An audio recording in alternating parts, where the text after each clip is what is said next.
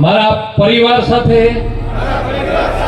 મારા મિત્રો અને સગા વહાલાઓ સાથે મારો મત ભાજપને નહીં જ આપું। જય ભવાની, જય રાજપૂતાના। આભાર। 7 તારીખ પછી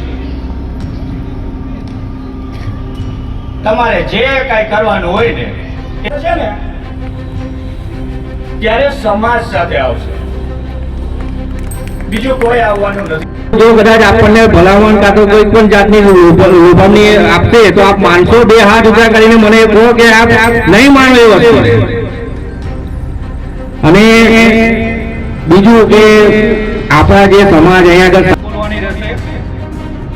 આથી હું પોતે મારા કુળદેવી તથા ભાતુજી મહારાજ તથા શ્રી રામ ભગવાન ની સોગંદ ખાઉં છું કે ભારતીય જનતા પાર્ટી વિરુદ્ધ મતદાન કરીશ તથા મારા ગામના લોકો તથા અન્ય સમાજના 100 લોકો ને પણ ભારતીય જનતા પાર્ટી વિરુદ્ધ મતદાન કરાવી તથા ભારતીય જનતા પાર્ટી દ્વારા કોઈ પણ લાલચ કે દબાણ કે લોભામણી સ્કીમ આપવામાં આવે તો હું એમાં ફસાઈશ નહીં। જય ભવાની, જય ભવાની, જય ભવાની।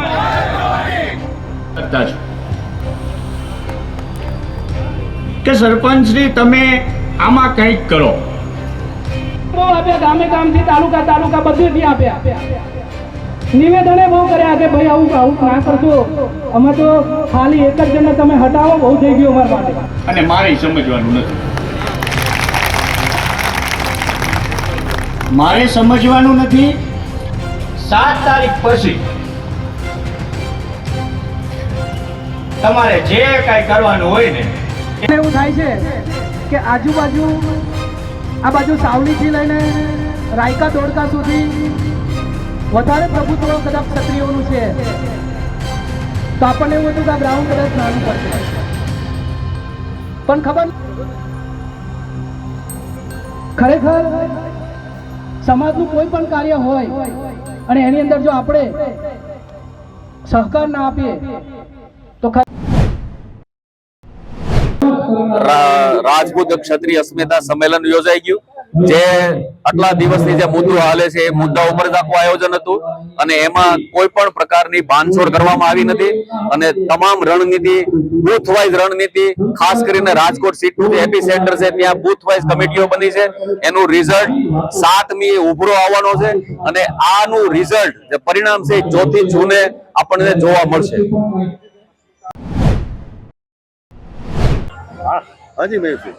આજ રોજ જુનાગઢ સંમેલન યોજાઈ ગયું, એમાં મુખ્યત્વે એક જ નારો રહ્યો સર્વ સમસ્ત ક્ષત્રિય સમાજનો, જય ભવાની, ભાજપ જવાની। શપથ લેવડાવ્યા? હા, શપથ લેવડાવ્યા છે। માત્ર ને માત્ર એક જ ઉદ્દેશ્ય છે કે નરેન્દ્ર મોદી સાહેબ છેલ્લા 2 દિવસથી સૌરાષ્ટ્ર ગુજરાતમાં પ્રવાસ કરે છે અને આ 24 માર્ચથી અમારું આંદોલન ચાલે છે ક્ષત્રિયોનું, એ બાબત ઉપર એક પણ એમને હરફ ઉચ્ચાર્યો નથી। ક્ષત્રિયોમાં ભારોભાર રોષ છે, એમના તરફથી ડેમેજ કંટ્રોલના પ્રયત્નો થયા છે। જામનગર ગયા હતા, જામ સાહેબ પાસેથી પાઘડી પહેરી છે, સુરતના સંમેલનની વાત કરી, ત્યાં પણ એમાં ક્ષત્રિયોનું સંમેલન એમને મળ્યું છે એવી વાત કરે છે। બીજા ઘણા બધા રાજવી પરિવારનું પણ એમને સમર્થન મળે છે એવી વાત કરે છે। માત્ર ને માત્ર ડેમેજ કંટ્રોલનો પ્રયત્ન છે, પણ આ વખતે સ્વયંભૂ મહાદેવ પણ ઉપરથી ધરતી પર પધારે તો પણ 2 હાથ જોડીને એમને વિનંતી કરવાની છે, મહાદેવ માથું ઉતારી લો, પણ આ વખતે નથી મૂકવાના। જે લોકો સાંભળતા નથી, જે લોકો જોતા નથી, એના કાન ફાડીને સંભળાવવાની વાત છે, એટલે આ વખતે તો પાડી જ દેવાના છે, લોકશાહીની ઢબે પાડી દેવાના છે। 7 તારીખે 100% ભાજપ વિરુદ્ધ મતદાન કરવાનું છે, 100% ભાજપ વિરુદ્ધ મતદાન કરાવવાનું છે। લાગતા ઓળખતા ભાઈઓ, મિત્રો, સગા સંબંધી સંપર્ક કરવાનો છે। લોકો જનસંપર્કમાં ઉતરી ગયા છે, આપમેળે સ્વયંભૂ છે। સાવલીમાં સત્ય સમાજનું સંમેલન આવ્યું છે યોજવામાં આવ્યું છે, આપ શું માનો છો સંમેલન કેમ કરવામાં આવ્યું? સંમેલન કરવા માટેનો અમારો જે લક્ષ્ય છે 26 રૂપાલા, હવે 1 રૂપાલા તરીકે એક દલાલ બારોબાર મોકલી આપવામાં આવ્યો. સામ ડામ મતભેદની નીતિ અપનાવી, જેની ઇફેક્ટ સમગ્ર ભારત, કારણ કે એક ઇન્દોર અને સુરતની અંદર સોદાબાજી થઈ છે, એટલે એ ઇફેક્ટ પડી છે. અને આપ જુઓ કે ક્ષત્રિય સમાજ સાથે અન્ય સમાજો જ્યારે જોડાઈ અને આપ જોઈ લો એમના એક રોડ શો ફેલ જઈ રહ્યા છે. મોદીજીની સભા જે કરી રહ્યા છે ને, અને જે 2 સભા થઈ આણંદ અને જામનગર, એ અમારી જે સભા છે એના 20% પણ નથી. એના ઉપરથી આપ સમજી જાઓ, ભાજપ કા ફૂલ હમારી ભૂલ એ હવે અમારી ગુજરાત, અમારી સાથે અન્ય વર્ણોને બી પ્રજા સમગ્ર ભારતમાં પુરવાર કરશે. કમલ કા ફૂલ હમારી ભૂલ. ભાઈ ભાજપૂતો છે ભાઈ, મજબૂરી કા નામ મહાત્મા ગાંધી. એ લોકો પાસે વોશિંગ મશીન છે. હવે તો મોદી ડિટર્જન્ટ પાવડર આવ્યો છે, એટલે વોશિંગ મશીનમાં નાખવા બેહાડવાનો, મોદી ડિટર્જન્ટ પાવડર નાખવાનો, ફેરવવાનો, ચોખ્ખે ચોખ્ખો બહાર આવી જાય. એટલે 100% એમની કંઈ મજબૂરીઓ છે, પણ એ ભાજપૂતો બી અમને પાટલા બાયણે કામ લાગી રહ્યા છે. ગુજરાતમાં આટલો મોટો બહોળો સમાજ છે, સમાજને પણ ભય ચડાવવા પડીને નિર્ણય ના આવ્યો છે. એમાં એવું છે, વિનાશકાલ વિપરીત બુદ્ધિ, ક્યાં ઈવીએમમાં સેટિંગ, ક્યાં કોન્ફિડન્સ, આ 2 જ કારણ છે. એ જવાબ હવે સમગ્ર ભારતીય જાગી ગયા છે. જે મોદીજીએ ચશ્મા પહેરાયા હતા એ હવે મોતિયાના ઓપરેશન બધાને થઈ ગયા. હવે કોઈ આંધળું રહ્યું નથી, બધાની આંખ ખુલી ગઈ છે, અંધભક્તિ જતી રહી છે.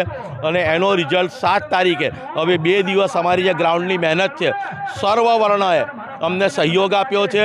એ બદલ અમે સર્વ વર્ણનો આભાર માનીએ છીએ.